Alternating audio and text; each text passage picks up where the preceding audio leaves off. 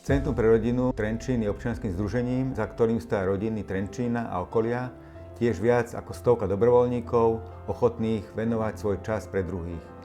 Poukazujeme na skutočné hodnoty. Prevádzame mladých, snúbencov, manželov i jednotlivcov. Servisujeme vzťahy v rodinách, pretože rodina sa týka každého z nás.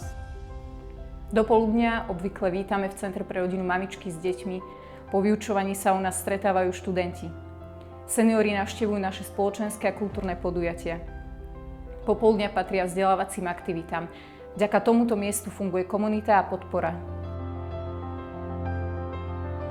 Od roku 2015 sídlíme v historickom mešťanskom dome, o ktorom prvá zmienka pochádza z druhej polovice 17. storočia. Toto miesto na strmom svahu pod kostolom a hradom má naozaj jedinečné génius loci a všetkým nám prirástlo k srdcu.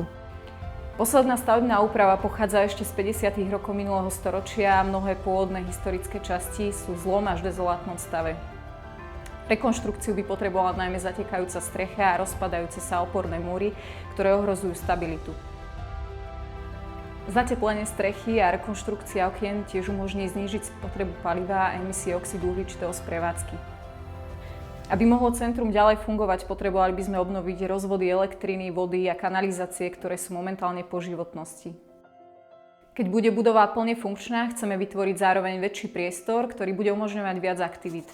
V podkroví by vznikla prednášková miestnosť pre 50 až 60 ľudí a rozšírili by sme aj komunitnú kaviareň, ktorú využívajú najmä študenti, o samostatnú ľahkú prístavbu.